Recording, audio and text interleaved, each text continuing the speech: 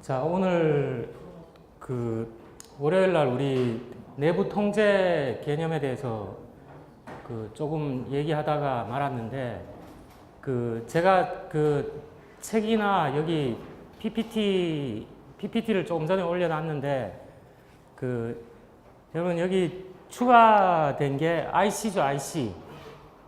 이 IC가 내부 통제예요. 인터널 컨트롤이죠. 자, 요 내부 통제 개념에 대해서 좀 얘기를 할 텐데, 월요일 날 우리 통제가 뭐냐에 대해서 좀 살펴봤습니다. 그리고 기업의 목표를 달성할 수 있도록 어떤 하는 활동을 우리가 그냥 간략하게 얘기하면 통제라고 했는데, 자, 이 통제와 관련해서 비용 편익적인 측면에서 접근하는 게 하나 필요하다 그랬고, 그 다음에 내부 통제 목표와 관련해서 여러 가지 목표가 있는데, 간단하게 정보의 신뢰성과 무결성, 그 다음에 준거성, 자, 자산의 보호, 효율성, 효과성, 자, 이런 것들, 여기까지 얘기를 했는데, 이런 것들은 내부 통제 프레임워크가 뭐였죠? 내부 통제 프레임워크라고 했던 게 뭐가 있었나요?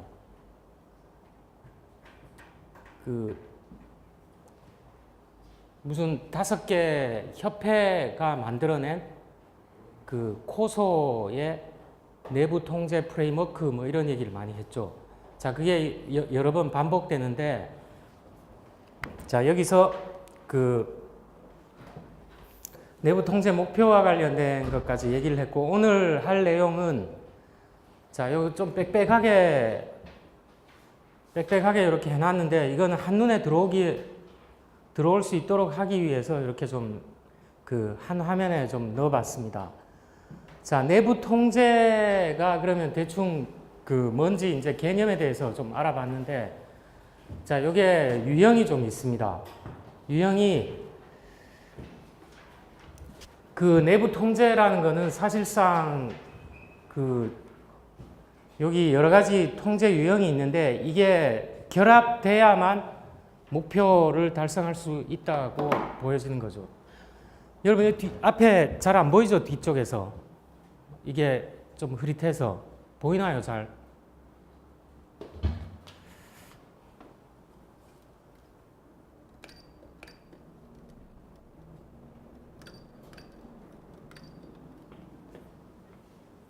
필터를 좀 갈아야 될 것 같은데,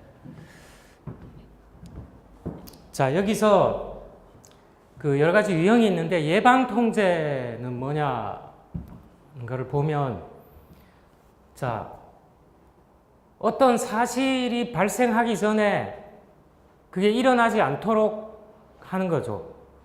자, 그런데 그런 게 예방이라고 우리가 일반적으로 알고 있는데, 자, 통제라는 것도 바람직하지 못한 것들이 일어나지 않도록 미리 조치를 하는 거.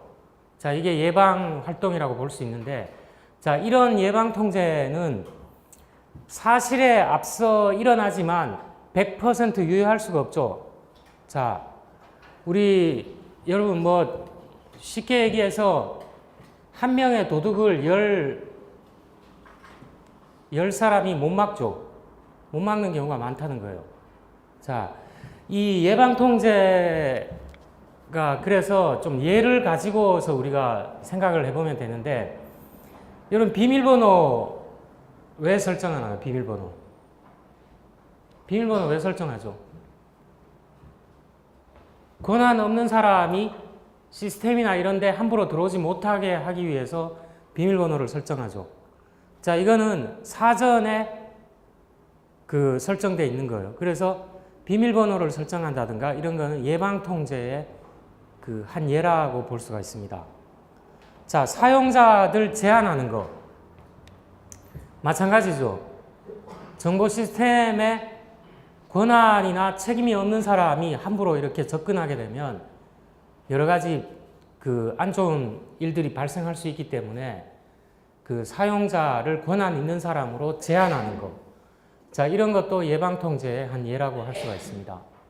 자, 두 번째는 적발통제입니다. 자, 이런 예방통제를 한다고 하더라도 이걸 뚫고 들어오죠.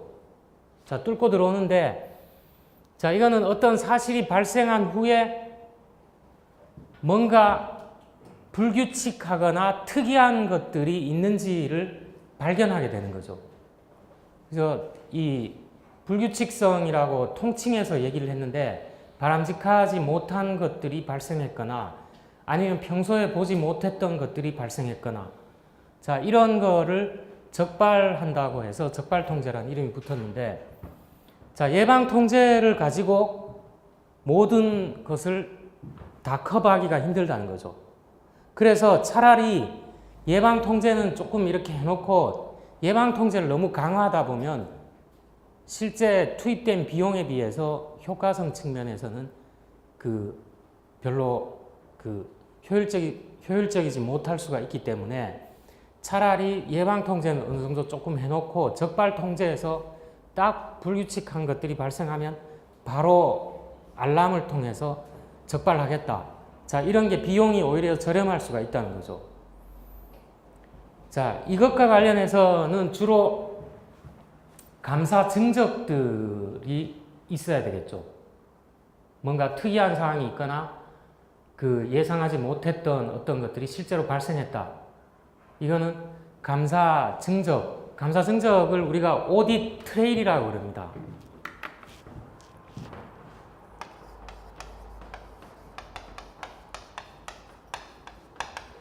감사자는 감사 증적을 많이 확보해야 되겠죠.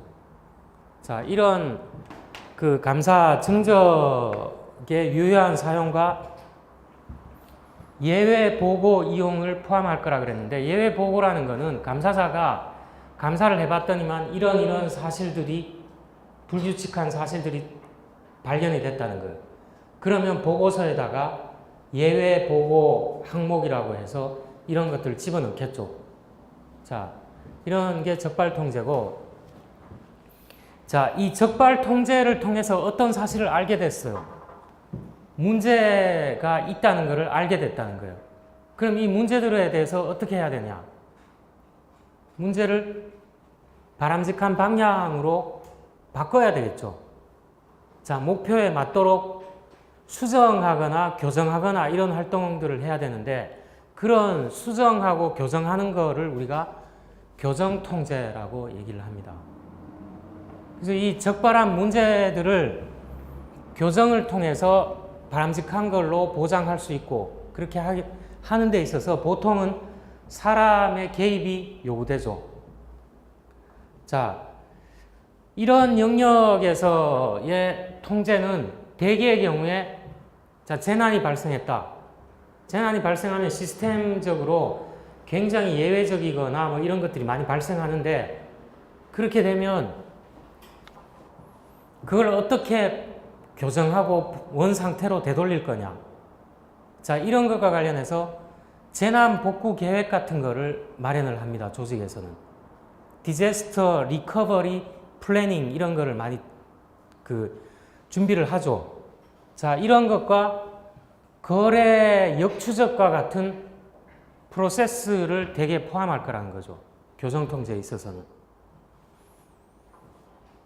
그런데 교정통제는 여기 좀 읽어볼 사항이 있는데, 자체적으로 굉장히 에러가 발생할 가능성이 에러 발생 가능성이 있습니다. 그래서 이런 교정통제의 예들이 많은데, 자, 예방 적발 교정통제가 일반적인 통제의 유형으로 가장 실효성 있고 실익이 있는 분류예요.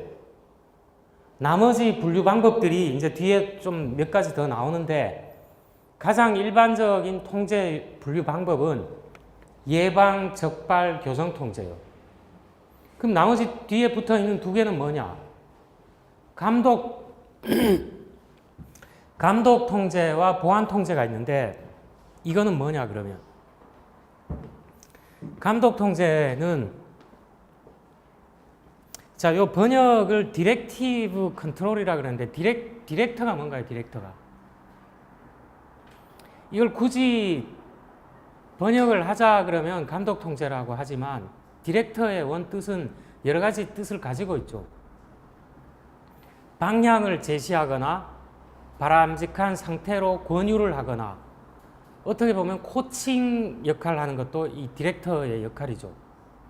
자, 그래서 감독이라 그러면 우리가 좀 부정적으로 생각해서 뭐 어떤 사실을 적발하기 위해서 그런 어떤 약간의 네거티브한 의미를 생각할 수가 있는데, 자, 그런 것보다는 좀 권유하고 방향 제시적인 그런 입장에서 통제가 있을 수가 있다는 겁니다. 자, 이것도 예를 하나 들어보면 자, 바이러스가 우려가 되니까 어떤 관리자가 종업원들한테 이렇게 얘기를 했어요. 몇 월 며칠까지 이 프로그램을 줄 테니까 온라인으로 다운로드를 받아서 당신들 각자의 PC에 바이러스 체크하고 수정하는 프로그램을 깔아라. 깔아라 그랬는데 그거는 어떻게 보면 뭔가요? 그건? 예방 통제인가요? 적발 통제인가요? 교정 통제인가요? 조금의 예방 통제 기능을 가지고 있는 거죠. 예방하기 위해서 이런 속성도 가지고 있지만, 근데 여기 이런 세 가지의 통제보다는 지금 얘기한 그런 것들은 만약에 관리자가 권유를 하거나 이렇게 하고 그랬다 그러면 이거는 디렉티브 컨트롤이라는 거죠. 이건 어떤 강제성이 있는 건 아니에요. 그걸 깔지 않았다고 해서 뭐 처벌을 하거나 그런 건 아니죠. 자, 그래서 긍정적 결과를 산출하고 받아들일 수 있는 행위를 촉진하도록 설계되는 통제가 감독 통제라는 거예요. 근데 이 자체로는 어떤 바람직한 하지 못한 행위를 예방하지 못할 가능성이 많아요. 자, 그런데 이걸 좀 차분히 읽어보면, 자, 이게 어떤 바람직한 방향으로 유도하기 위한 뭐 그런 통제라고 좀 간략하게 얘기를 할 수 있고, 그 다음에 보안 통제가 있습니다. 보안은, 자, 여러분 대개 스포츠팀, 프로팀들을 보면 어떤가요? 몸값이 가장, 미국 메이저리그에서 몸값이 가장 높은 팀이 어딘가요? 몸값이 가장 높은 팀이 어디죠? 아마 지금은 LA 다저스인 것 같아요. 근데 그 전에는 뭐 뉴욕 양키즈 이런 데가 몸값이 높은데, 자, 그러면 몸값이 제일 높은 팀이 우승하나요? 항상 우승하나요? 아니면 몸값이 높은 거랑 우승 가능성하고는 좀 상관관계는 있겠지만 대개의 경우에 몸값이 최고라고 해서 우승하는 보장이 없죠. 그건 왜 그런가요? 자, 몸값이 가장 높은 사람들은 어느 정도 실력이 검증된 사람들이죠. 근데 그 팀에 그런 사람만 모여 있으면 팀의 목표가 우승이라는 목표를 반드시 달성하냐? 그건 아니라는 거죠. 그거를 얘기하는 이유가 뭐냐? 이 보안 통제라는 것도 마찬가지라는 거예요. 자, 아주 우리가 생각할 때 아주 강력한 통제가 있으면 그 행위를 안 할 것 같은데, 자, 강력한 통제가 있더라도 그거를 회피하거나 우회할 수 있는 방법들이 존재한다는 거예요.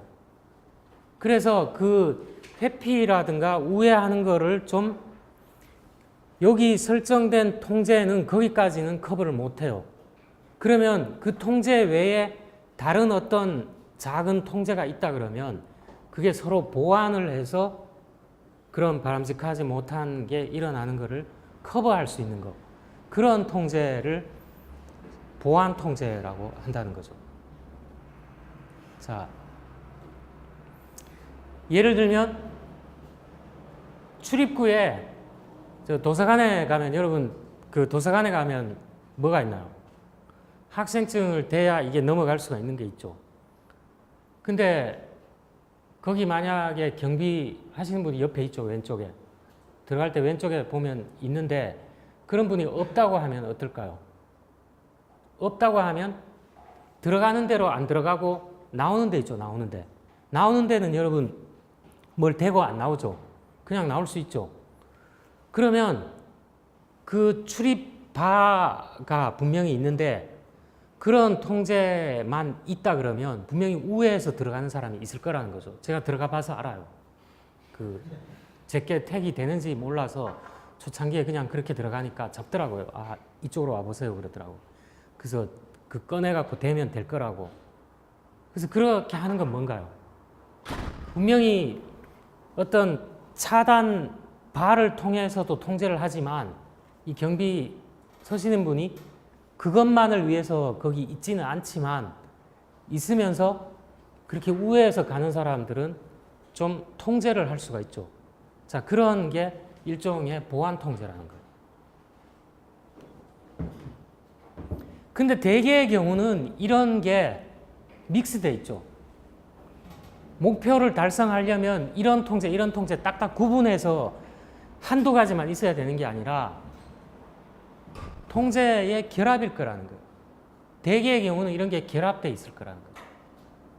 그래서 이것만 있어서도 안 되고 이것만 있으면 이거 넘어가면 이쪽으로 그냥 다 쭉 뚫리는 거 아니에요. 그래서 이것만 있어서도 안 되고 이것만 있어서도 안 되고 다 어느 정도 결합돼서 이런 통제가 있어야만 그 목표를 달성할 수가 있다는 거죠. 자, 경영자나 감사자 입장에서 간단하게 이제 생각해 볼 문제가 있어요. 이런 통제가 너무 지나치게 돼 있으면 어떨까요? 너무 막 그 세밀하게 통제가 너무 돼 있다. 이러면 어떨까요? 너무 지나친 것도 좀 문제가 있을 수 있죠. 근데 이런 통제가 거의 없다. 극단적으로 통제가 하나도 없다. 이렇게 되면 어떻게 될까요? 그런 경우에 양쪽 다 조금 생각해 볼 문제가 있어요. 통제가 너무 이렇게 자랑할 정도로 우리는 여러 가지 내부 통제가 너무 잘 돼 있다. 그러면 이 조직이 돌아가는 데 있어서 좀 문제가 있을 수 있어요. 굉장히 경직될 수가 있다는 거예요. 근데 통제가 아예 없다. 그렇게 되면 평상시에 괜찮은데 통제가 없는 걸로 인해서 리스크가 현실화됐을 때는 어떤가요? 또 조직이 엉망이 될 수가 있죠. 엉망이. 그래서 어려운 점이 경영진과 감사자는 적정한 내부 통제가 설정이 돼서 돌아가도록 하는 게 이 숙제라는 거죠. 자, 이런 문제를 생각해 볼 수가 있습니다.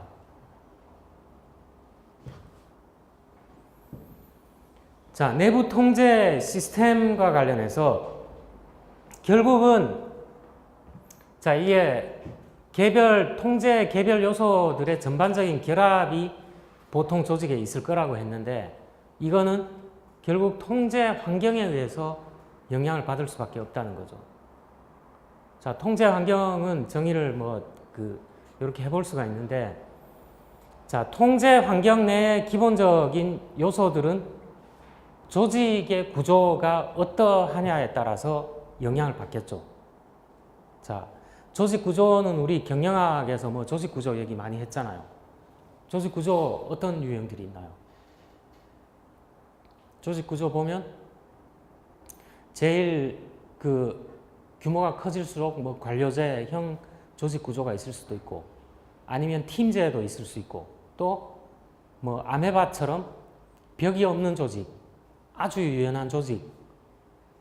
자, 이런 조직 구조를 생각해 볼 수가 있는데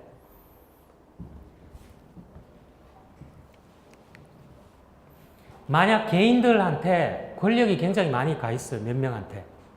그런데 조직 구조가 부적합하다면 이런 거하고 만약에 결합이 된다 그러면 어떻게 될 거냐는 거죠. 또는 직무가 적당하게 분리되어 있어야 되는데 데이터 입력하는 사람이 그 시스템 관리 기능까지 다 가지고 있다. 이렇게 되면 상당히 문제가 많이 발생하겠죠. 자, 그래서 이런 문제를 좀 고려를 해봐야 되는데, 자, 직무 분리라는 거는 기본적으로 필요해요. 자, 필요한데, 이것과 관련해서 통제 프레임워크를 한번 생각을 해보죠. 자, 이런 법과 규제, 뭐 관행, 조직에서 일 처리하는 관행, 이런 것들이 있을 수 있는데, 아니면 뭐 협정, 다른 조직과 맺어진 계약, 자, 이런 여러 가지 어떤 환경이 있는데, 자, 이것뿐만 아니라 기능이나 활동, 다른 부서와 상호관계 범위, 이런 정책과 절차를 포함하는 것을 우리 조직 내부뿐만 아니라 다른 조직과의 관계, 뭐 이런 것까지 포함한 것을 우리가 통제 프레임워크라고 할 수가 있습니다. 자, 그래서 통제를 실행하는 구조는 복잡할 수도 있고 단순할 수도 있는데, 대개의 경우는 대규모 조직 같은 경우는 구조화된 통제 프레임워크를 가지는 경향이 있죠. 사람이 많고 하기 때문에 그냥 당사자끼리 적당하게 타협해서 가져가는 게 아니죠. 그래서 이런 조직 규모별로 이런 통제 프레임워크가 구조적이냐 좀 느슨하게 되어 있느냐 이렇게 구분을 할 수가 있습니다. 자, 여기도 좀 빽빽하게 많이 써놨는데, 다섯 번째는 내부 통제의 요소예요. 자, 이거는 통제 구조가 여러 가지 요소가 있는데, 이거는 통제 목표를 달성하기 위해서 조직 구조가 어떤 요소들을 필요로 한다는 거죠. 그래서 첫 번째, 여기 지금 한 7가지인가요? 6가지 정도가 있는데, 이런 요소들이 갖추어져야만 내부 통제가 실제로 작동한다고 우리가 볼 수가 있어요. 첫 번째는 직무의 분리입니다.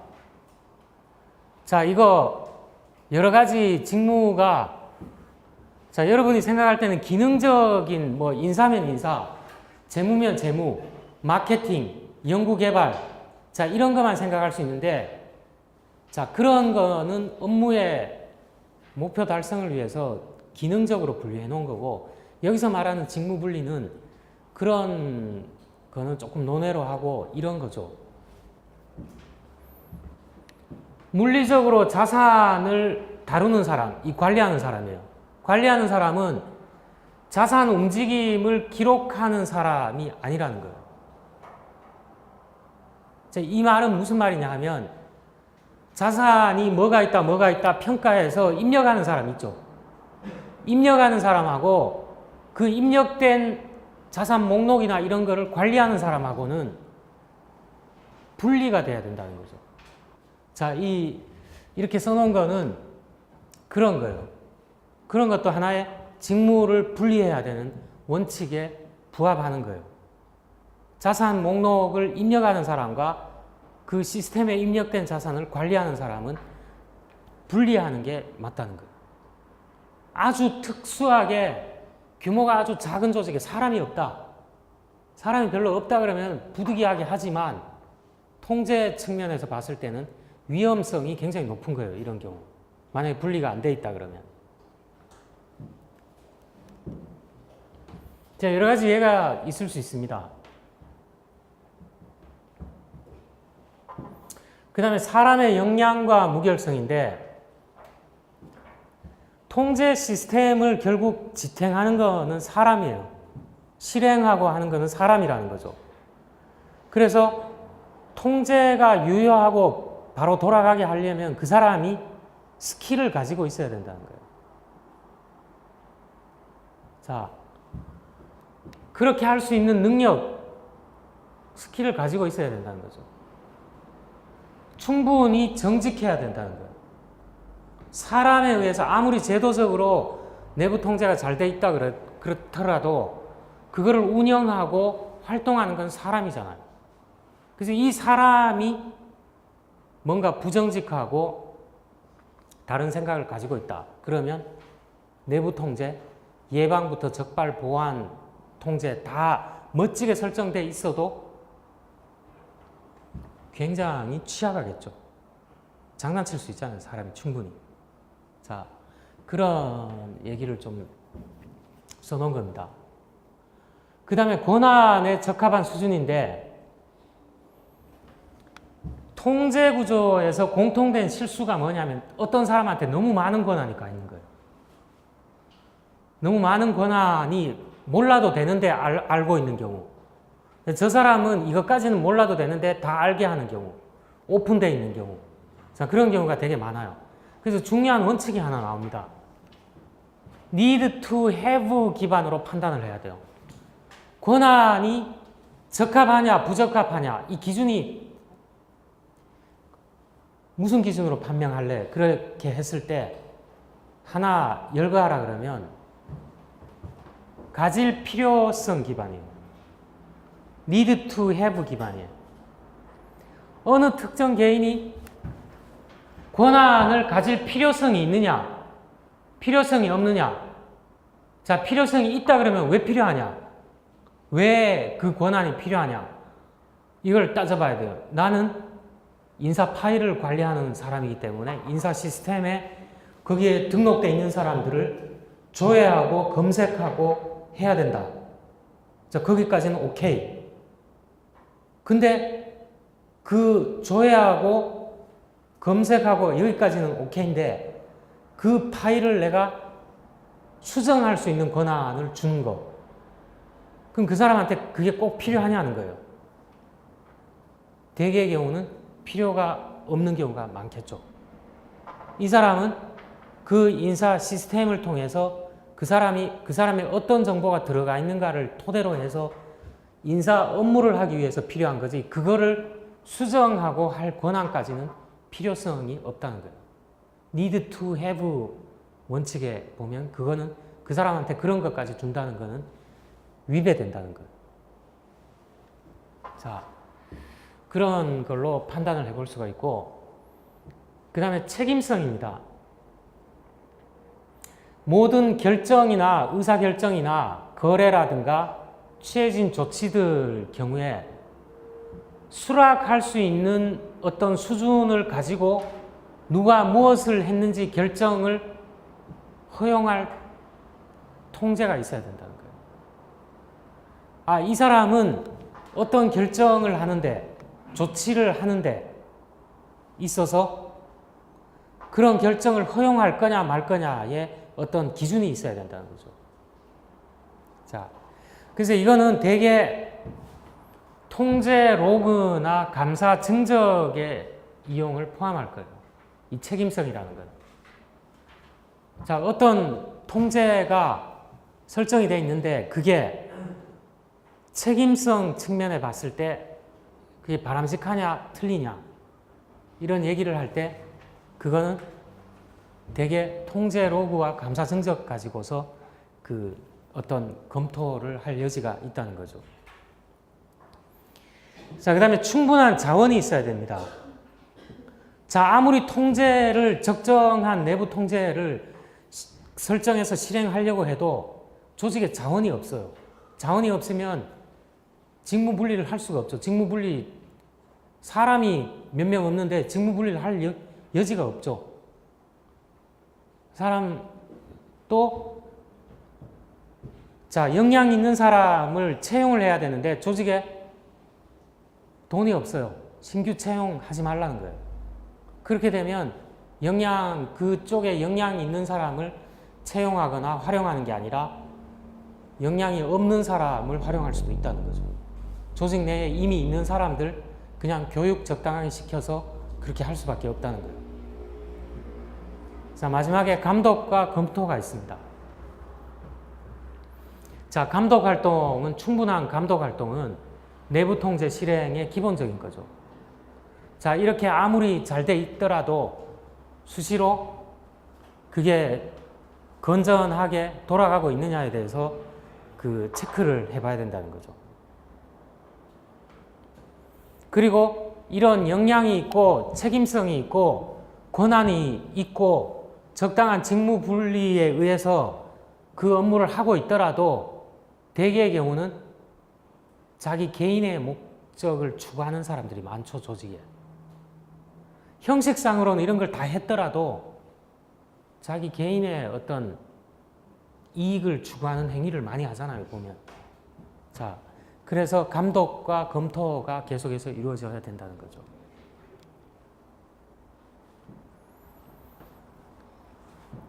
자, 수작업과 자동화된 시스템은 그냥 한번 여러분이 잠깐 보세요. 시스템 소프트웨어, 그 중요 소프트웨어 요소들이 있는데 애플리케이션 소프트웨어 뭔지 알아요, 우리가. 그 다음에 최종 사용자 시스템. 자, 알죠? 이거 뭔지. 자, 이거는 생략하도록 하겠습니다. 7번째는 통제 절차입니다. 자, 조직의 정보 시스템 투자에 대한 통제가 충분한가를 보장하기 위해서 통제 범위가 요구된다는 거죠. 그래서 일반적인 정보 시스템 통제, 물리적 보안, 논리적 보안, 프로그램 변화 통제. 자, 이 프로그램 변화 통제는 진짜로 권한 있는 사람이 꼭 필요에 의해서 이거를 변화시켜야 될 때가 있겠죠. 자, 그런 것과 관련해서 정확하고 기능적인 시스템이 그대로 계속 존재하는 걸 보장하기 위해서 그 변화 사항 같은 거는 반영을 해야 되겠죠. 그래서 프로그램 변화 통제라든가 이런 걸 합니다. 자, 우리 물리적 보안, 논리적 보안은 뒤에 또 계속 얘기를 할 거고, 그 다음에 일반적 정보 시스템 통제가 있습니다.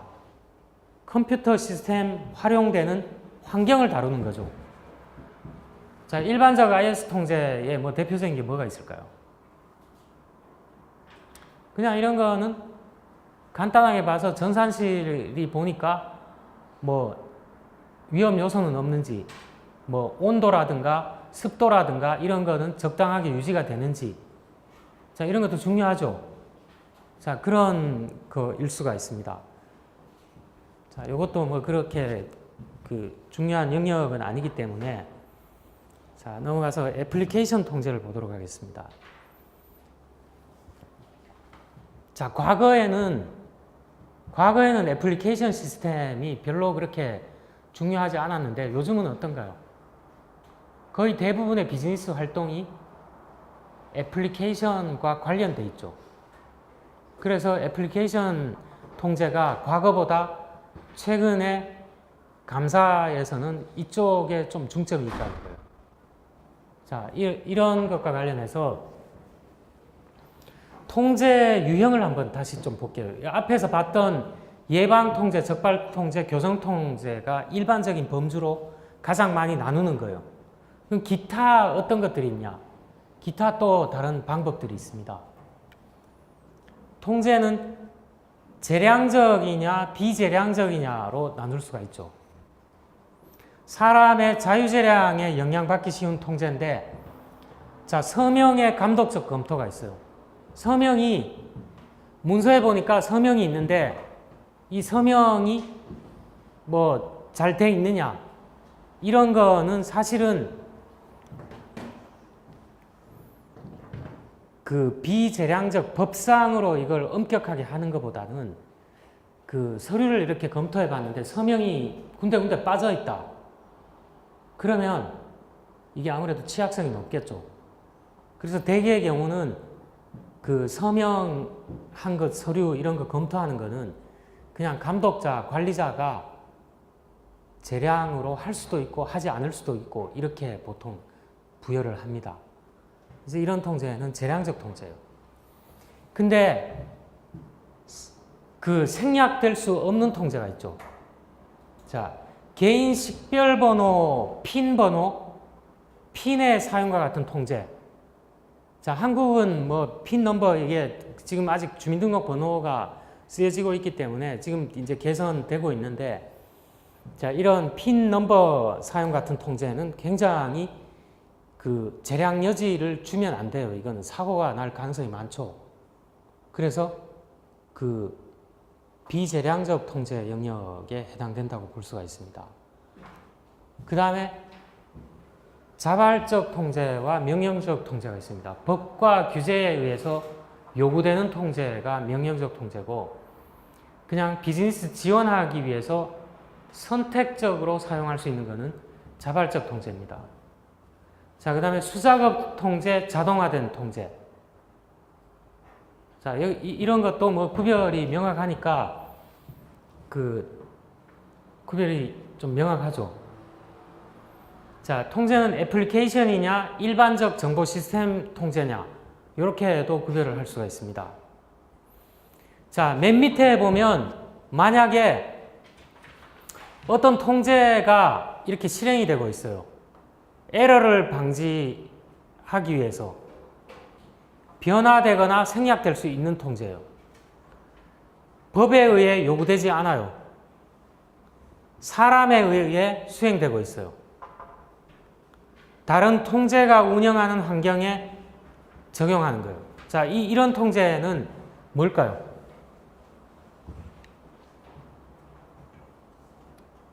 에러를 방지하는 것은 앞으로 혹시라도 있을 에러를 예방하는 거죠. 그래서 이거는 예방적 성격을 가지고 있어요. 변화되거나 생략될 수 있다. 이거는 비재량이 아니라 재량적 통제죠. 법에 의해서 요구되지 않는다. 이거는 그 명령적 통제가 아니라 자발적 통제죠. 자, 이렇게 그 통제의 형태는 뭐 이런 다양한 기준에 의해서도 적용을 해볼 수가 있다는 거예요. 자, 이거는 뭐 크게 그렇게 그 중요한 부분은 아니고 그냥 이렇게 해도 한번 구별해 볼 수 있다 정도로 넘어가도록 하겠습니다.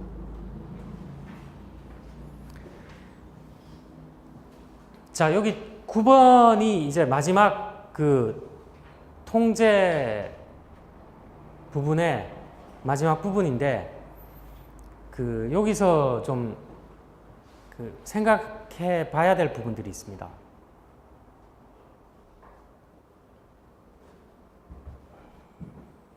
자, 컴퓨터 환경은 다양한 리스크에 직면하고 있죠. 사기라든가 뭐 에러, 고객 불만족, 뭐 여러 가지 어떤 리스크에 직면하고 있는데, 이런 특정의 위협 영역을 해결하는 다양한 통제 목표가 있기 때문에 이런 거를 그래도 방지하고 또 발생했다고 하더라도 최소한으로 피해를 줄일 수가 있죠. 자, 이 통제 목표들이 돌아가고 있는데, 자, 일반적인 통제 목표는 우리가 정보 시스템 감사의 목표하고 동일해요. 거의 동일하다고 볼 수가 있는데, 여러분 트랜잭션이 뭔가요? 트랜잭션. 정확하게 트랜잭션을 누가 한번 정의를 해보죠. 트랜잭션이 뭐죠?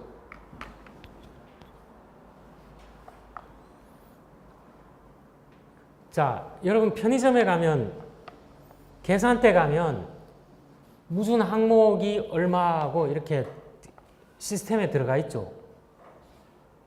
자, 그런 트랜잭션은 여러 가지로 뭐 물론 정의를 할 수가 있는데, 자료 처리의 기본 단위라고 할 수 있나요? 자, 그 자료 처리의 기본 단위라 그러면 조금 와닿지 않으니까, 상품의 판매, 제품의 생산, 원재료 구입 같은 사건이죠. 사건. 생산하고 판매하고 이런 거 사건이죠. 이런 사건의 발생 및 변동이라고 할 수 있나요? 트랜잭션을 정의를 하면. 예, 그거를 이제 트랜잭션의 정의라고 생각을 할 수가 있는데, 상품 판매라든가 제품 생산, 원료의 구입 같은 사건의 발생 및 변동을 트랜잭션이라 하는데, 자, 트랜잭션이 기록된 문서를 뭐라 그럴까요, 우리가? 트랜잭션이 기록된 문서. 편의점의 계산대에서 바코드를 갖다 대서 입력이 딱 되는데, 그런 트랜잭션이 기록된 문서를 뭐라 그럴까요? 이거를 원천 문서 원시 문서라고 합니다. 처음 발생돼서 입력됐다고 해서 원시 문서, 원천 문서라고 얘기를 하는데, 자, 어떤 사건의 발생과 변동을 트랜잭션이라고 그랬는데, 그런 처리와 데이터 취급은 처리의 각 단계에서 통제 절차에 영향을 받기가 쉽다는 거예요. 통제 절차가 트랜잭션의 처리라든가 데이터를 취급하는 데 영향을 준다는 거죠. 그러면 처리의 각 단계는 뭘까요? 처리의 각 단계는. 우리 정보 시스템의 처리의 각 단계를 어떻게 나눌 수가 있나요?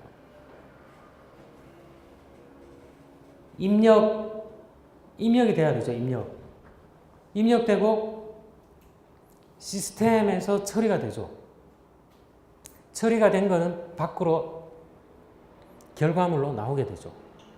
그래서 입력, 처리, 출력이라는 절차를 거치게 되죠. 자, 그러면 통제도 마찬가지라는 거죠. 입력과 관련된 입력 통제가 있을 수 있고, 실제 시스템에서 돌아가면서 처리될 때 처리 통제가 있을 수 있죠. 그 다음에 결과물로 나왔을 때 출력 통제가 있을 수 있습니다. 자, 제가 이거 책을 이렇게 구성을 하고 보니까 이 부분을 좀 상세하게 좀 추가할 부분이 있었는데 좀 생략을 했어요. 생략을 했는데 다음에 아마 수정을 하게 되면 그런 부분을 좀 넣어야 되는데, 자, 입력 단계에서 전형적인 통제 목표의 예로는 이런 게 있어요. 모든 트랜잭션은 최초에 완전히 기록돼야 된다는 거예요. 최초에 기록이 안 되고 내버려 뒀다가 기록을 하게 되면 어떻게 될까요? 오류 가능성이 높아지죠. 예를 들어 그 물건을 편의점에서 샀는데 바코드를 지금 갖다 대는 게 아니라 내가 지금 청소하고 있으니까 바쁘니까 1시간 후에 그걸 갖다 대서 시스템에 입력하겠다. 이렇게 되면 까먹을 수도 있죠. 뭐 현금으로 갖고 온 사람한테 바코드 갖다 대지 않고 그냥 현금 받고 줄 수 있잖아요. 나중에 입력하면 오류가 날 가능성이 그만큼 더 높아진다는 거예요. 그래서 기본적으로 최초에 그리고 완전히 기록이라는 건 입력된다는 거죠. 입력돼야 된다는 거예요. 자, 모든 트랜잭션은 완전하게 정확히 시스템 내부에 입력돼야 된다는 거예요. 뭔가 불완전하고 부정확하게 입력이 된다 그러면 그 뒷단계는 볼 필요가 없다는 거죠. 앞에 입력 단계에서 오류가 났다는 거는 뒷단계는 뭐 아무리 통제 절차 잘 만들어 놓고 해도 소용이 없다는 거예요. 이렇게 하지 않으면. 자, 모든 트랜잭션은 한 번만 입력돼야 된다. 트랜잭션이 사건의 발생이나 변동을 얘기하는데 2번, 3번 이렇게 들어가게 되면 어떻게 될까요? 시스템에. 첫 번째 들어갈 때 예를 들어 100원으로 들어가야 되는데 100원으로도 넣어놨다가 두 번째는 110원으로 넣고 세 번째는 130원으로 넣었다. 그럼 그 트랜잭션 데이터를 이용하는 사람 입장에서는 130원을 단가로 생각할 수도 있고 100원을 생각할 수도 있겠죠. 자, 그래서 이런 거는 그런 거를 의미한다고 볼 수가 있습니다. 자, 입력 방법에 온라인 입력과 일괄 입력인데 일괄 입력을 우리가 배치 입력이라고 해요. 배치. 자, 인터페이스 하는 시스템으로부터 입력하는 거. 전자적 데이터 교환의 혼합을 포함하는 거. 자, 있는데 여기서 배치라는 걸 한번 다시 보죠. 배치를 일괄이라고 번역을 했는데 이게 뭘까요? 여러분 배치가 뭘까요? 배치. 자, 이거 한번 잘 들어보세요. 제가 여기 써놓으려고 그러다가 안 써놨는데 상관관계가 있는 트랜잭션들을 그룹화해 놓은 거예요. 그룹화해 놓은 거.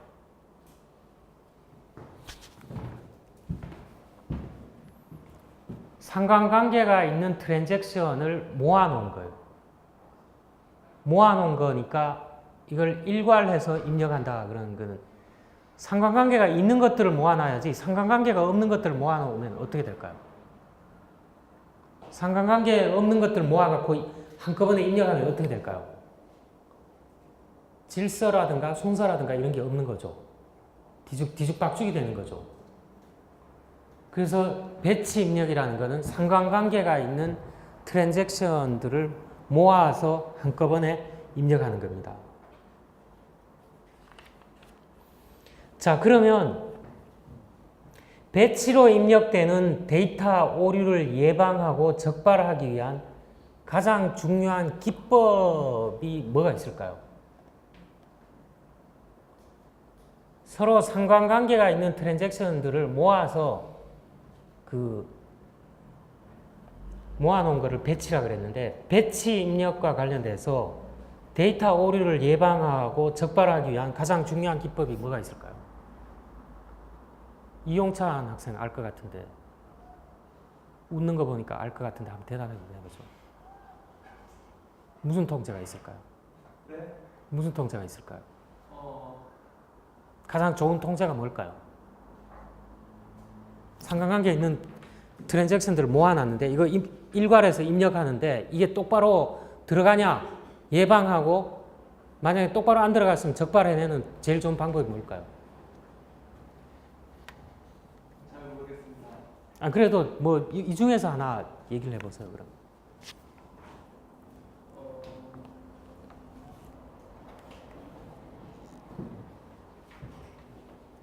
이 중에 있어요, 답이. 이 중에 답이 있어요. 모아놨다는 거에 힌트가 있는 거예요. 트랜잭션을 모아놨다는 거에 힌트가 있는 거예요. 다시 한번 자신 있게 한번 얘기해 보세요. 네, 맞아요. 놀랍습니다. 지니어스 아니 지니어스. 이 여러 가지 중에서 몇 개인가요? 7개 중에서 7분의 1의 확률인데 그걸 맞추네요. 굉장히 지니어스하네. 이쪽 분야로 계속 공부를 하면 아주 전도 유망하다고 할 수 있는데 좀 재미가 없죠.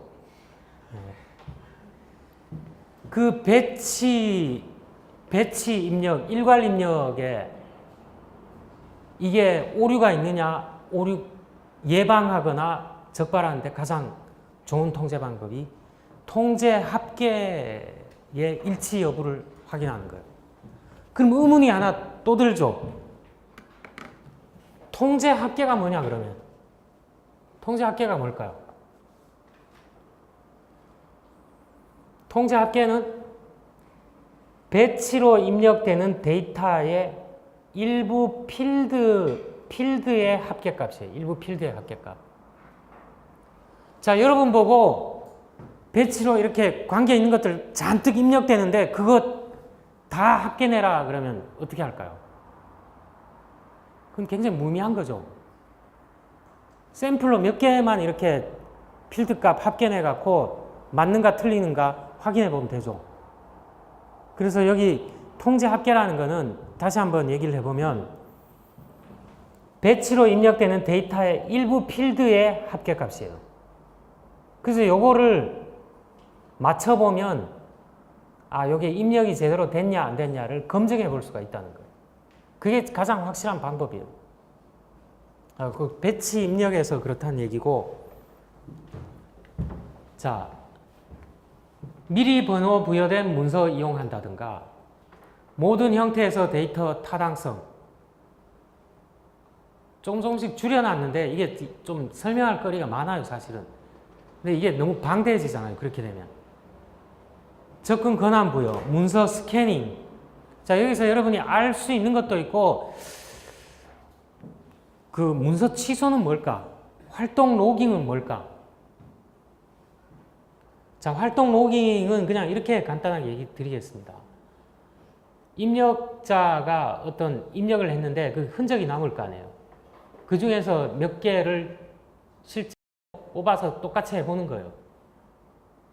그러면 입력하는 데 있어서 오류가 났는지 안 났는지를 좀 확인할 수 있겠죠.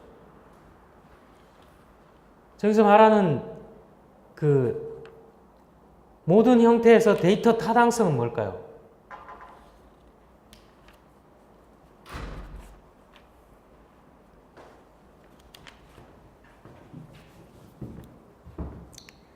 예를 들면 뭐 이거는 그 예를 들면 이제 이런 거겠죠. 이 데이터 입력을 받는데 그 주민등록 번호를 입력하는 게 있어요. 보니까 주민등록 번호를 입력하는 데 있어서 뭐를 확인해 보면 될까요? 1차적으로 숫자 몇 개인지. 네, 숫자 몇 개인지 확인하는 거. 또 뭐가 있을까요?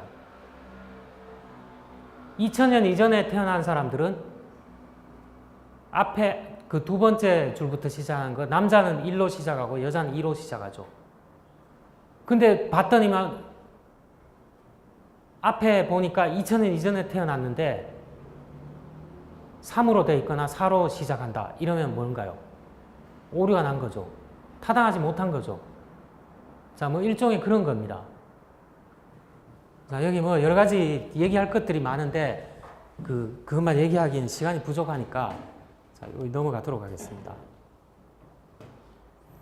자, 처리 단계에서 통제 목표가 있을 수 있죠. 목표에는 자, 트랜잭션은 승인이 돼야 돼요. 권한 있는 사람이 처리하는 거, 그런 게 필요하죠. 승인된 트랜잭션 시스템에 의해 받아들여져서 처리돼야 돼요. 승인된 것만 처리한다는 거예요. 승인되지 않은 거는 처리 안 한다는 거죠. 모든 거부된 트랜잭션은 보고되고 수정되고 재입력돼야 돼요. 왜 그럴까요? 거부된 트랜잭션이 왜 일어났는지를 알아야 될 거 아니에요. 그래야 이런 문제가 다시 발생하지 않죠. 그래서 이런 게 원칙으로 지켜져야 된다는 거예요. 자, 모든 수락된 트랜잭션은 단지 한 번 처리돼야 돼요. 두 번, 세 번 처리되면 잘못하면 그 오류 가능성이 굉장히 많이 나요. 다행히 그냥 한 번 처리되면 예를 들어 어떤 게 있을 수 있나요? 모든 수락된 트랜잭션인데 월급을 줘야 되는데 한 사람이 두 번 처리됐어요. 그럼 무슨 말인가요? 월급 두 번 나갔다는 거죠. 극단적인 예로 보면 그런 예예요. 그건 오류잖아요. 그래서 모든 수락된 트랜잭션은 단지 한 번만 처리돼야 된다. 아주 예외적인 상황에서 물론 두 번 처리될 수 있는데 그건 아주 예외적인 상황이고 원칙은 이거라는 거예요. 자, 모든 트랜잭션은 완전하게 정확히 처리돼야 됩니다. 앞에서도 있었죠.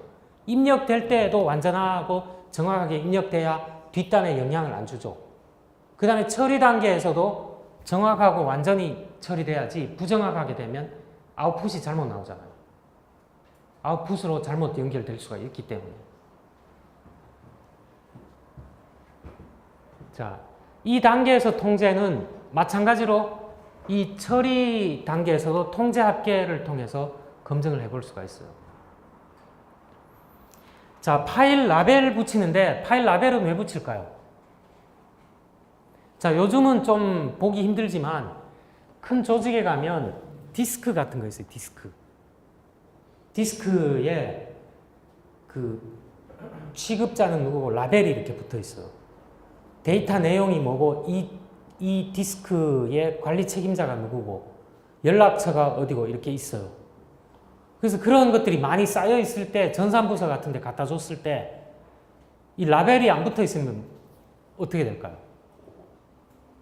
안에 내용물이 일단 불편하겠죠. 안에 내용물이 뭔지 다 이렇게 돌려봐야 되죠. 그리고 여기 통제와 관련돼서 발생할 수 있는 오류는 뭐냐?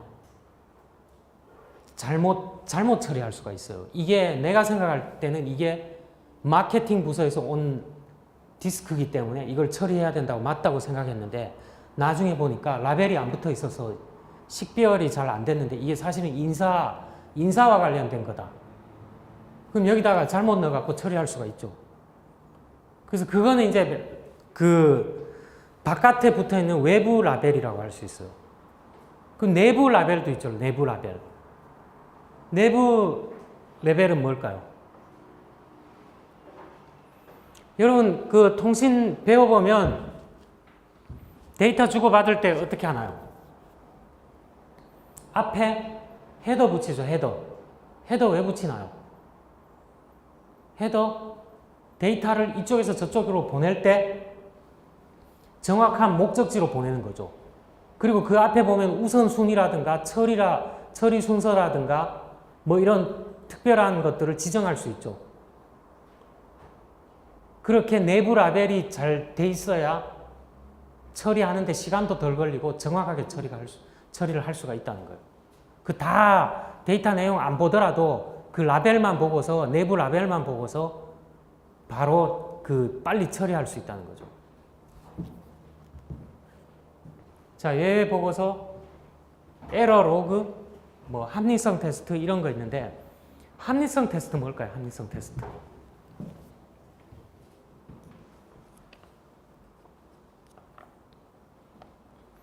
자, 요거는 그냥 잠깐 읽어보겠습니다. 애플리케이션 프로그램이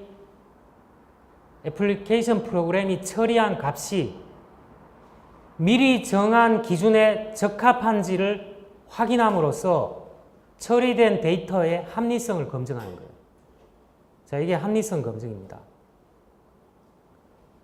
합리성 테스트. 예.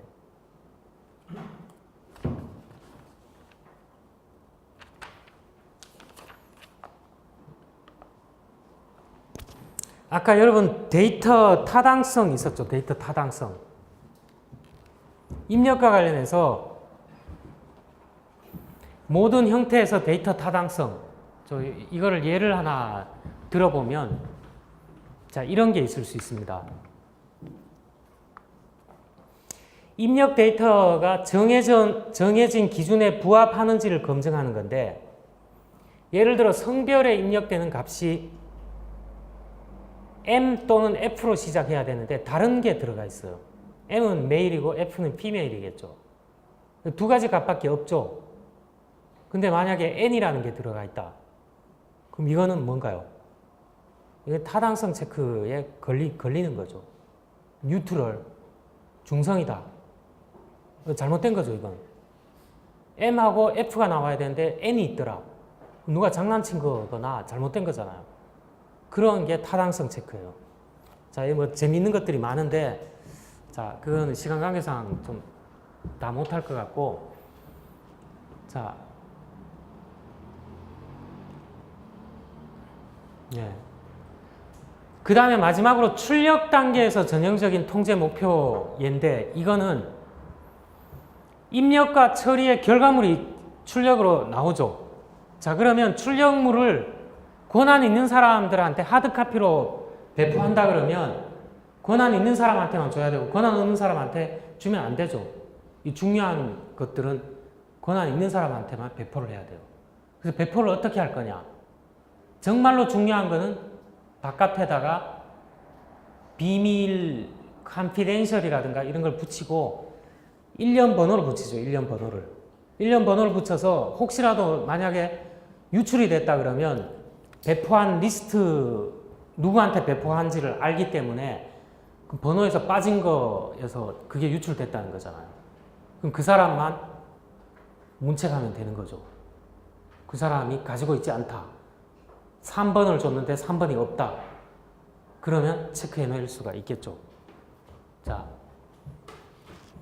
2단계에서 통제는 뭐 전형적으로 완전한 감사 증적이나 출력 배분 로그를 포함한다 그랬는데 배분 로그는 뭐 그런 거겠죠. 온라인으로 배분했다 그러면 뭐 온라인에도 번호가 매겨져 있을 텐데 몇 번이 누구한테 갔고 이렇게 갔는데 나중에 보니까 바깥에서 언론사에서 문서를 누가 입수했다 그러더라.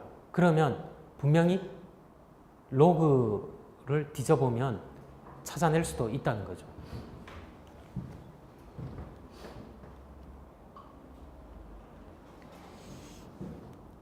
자, 오늘은 여기 내부 통제 요 부분까지만 끝나는 부분이니까 요것만 잠깐 하고 마치도록 하겠습니다. 자, 컴퓨터 프로그램을 통제할 때가 있어요. 컴퓨터 프로그램으로 모든 어떤 일들이 많이 이루어지기 때문에 그 통제 목표가 프로그램에 대해서도 설정이 돼야 되겠죠. 그래서 프로그램과 처리의 무결성, 뭐 시스템의 미래 유지 보수성 뭐 이런 것들이 이제 그 통제 목표로 설정돼야 되는데, 자, 전형적인 통제는 뭐가 있느냐? 실제로 통제, 이건 목표고 통제 방법이라고 할 수가 있겠죠. 수명 주기에 따랐느냐? 개발하는 데 있어서 그냥 마음대로 내가 내키는 대로 오늘은 밤 꼴딱 새고 내일은 그냥 집에서 쉬자 뭐 이런 식으로 개발했다 그러면 이건 문제가 있는 거잖아요. 그거는 우리가 일하는 데 있어서 개인적인 일을 할 때는 그렇게 할 수 있지만 조직의 어떤 일을 하는 데 있어서는 이런 로직을 따라야 된다는, 방법론을 따라야 된다는 거죠. 자, 충분한 문서와 그냥 당사자들끼리 눈빛만 보고서 그냥 주고받고서 처리해버렸다. 이런 건 안 된다는 거예요. 문서화돼 있어야 된다는 거예요. 자, 기타 뭐 여러 가지 사항들이 있습니다. 자, 이런 지금 통제 목표와 관련해서 우리가 본 게 뭔가요? 입력 통제, 처리 통제, 출력 통제, 그 다음에 프로그램 통제, 이런 거에 목표하고 예들을 봤죠. 예, 방법, 실제 통제 방법, 뭐 이런 걸 봤는데, 이런 통제 목표가 충분히 해결되고 적합한 통제 방법들이 유효하게 작동한다 그러면 통제 목표도 설정되어 있고 그거가 지켜지는지를 확인하는 통제 방법들도 실제로 작동을 한다 그러면 컴퓨터 시스템 내 위험은 효과적으로 최소화할 수 있다고 결론을 낼 수가 있겠죠. 맞나요?